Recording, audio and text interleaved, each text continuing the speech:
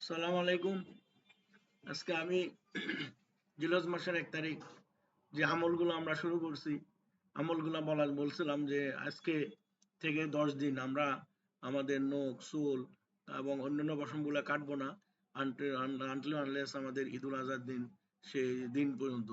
তাইলে এবং আমরা আরাফাত দিনের রোজা যদি আজকে ১ তারিখ থেকে ১০ তারিখ পর্যন্ত উঠতাম, আমাদের নবীজি এটাই পালন করতো। কিন্তু এটলিস্ট আরাফাত দিনে আমরা একটা রোজা রাখি, যাতে ওই রোজাটা অন্ততপক্ষে আরাফার যে যে দিন ওই যে হাজিদের সাথে আমাদের একাত্মতা ঘোষণা করা হবে যে হে আল্লাহ, আমরা অন্ততপক্ষে একটা রোজা রাখি, স্মরণ করতেছি তোমাকে। তখন আল্লাহ ১ বছরের আগের গুনাহ এবং পরের ১ বছরের গুনাহ মাফ করে দিবে এবং একটা কবুলি হজের, উমরা হজের সওয়াব পাওয়া যাবে। সুতরাং আমরা এই আমলটা করার চেষ্টা করি এবং আমরা আমাদের এই ভিডিওটা চেষ্টা করব যে অন্যকেও দেওয়ার জন্য, যাতে অন্যরাও যাতে এই ভিডিওটা শোনা এই আমলটা করতে পারে।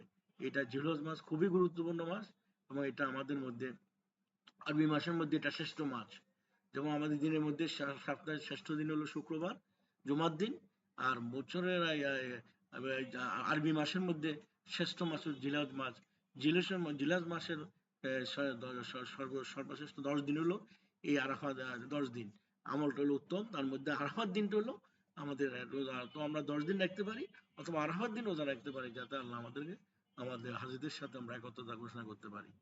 সুতরাং এটা আমরা রাখার চেষ্টা করব এবং আমরা সবসময় একে অপরের কৌশল বিনিময় করব, সুস্থতা সাফল্য কামনা করব, পাশাপাশি আমাদের দেশের জন্য দোয়া করব এবং আমাদের যে সবসময় আমরা একে অন্যের জন্য কৌশল দোয়া করব, মানুষের কল্যাণের জন্য কাজ করব। অন্ততপক্ষে দিনে একটা একটা ভালো কাজ করার চেষ্টা করব, যে কাজ দিয়া আল্লাহ তো আমাদেরকে এই জগৎ ওই জগতে বেনিফিট করতে পারে, নাজাদের একটা উসুল হতে পারে। সেজন্য অন্ততপক্ষে দিনে একটা ভালো কাজ করব। প্রতিটি কাজের জন্য কাজ আমরা দিনে সন্ধ্যা রাত্রে সে আমরা অ্যানালাইসিস করব, এই কাজগুলো আমরা কোনটা কোনটা ভালো কাজ করছি, কোনটা আমাদের করতে পারিনি, পরবর্তী দিনে অন্তত করার চেষ্টা করব। সুতরাং কোরবানি উপলক্ষে আমাদের এই আমলগুলা করব এবং আমরা কোরবানির পশু, সুন্দর একটা পশু কেনার চেষ্টা করব আমাদের সামর্থ্যের মধ্যে, যাতে আল্লাহকে রাজি খুশি হওয়ার জন্য আমরা আমাদের স্যাক্রিফাইস বা আমাদের যে ত্যাগ, এটা যাতে স্বীকার করে আমরা আল্লাহকে রাজি খুশি করার জন্য এই কোরবানি এই মাসটা এই দিনটা পালন করতে পারি, ঈদুল আজহার দিনটা। এবং আমাদের একটা ধ্বনি আছে, আমরা মনে হয় এটা শুরু হবে যে লাব্বাইক লাব্বাইক, ওখানে তো হাজিরা দিচ্ছে, হাজিদের সুস্থতা সাফল্য কামনা করতেছি।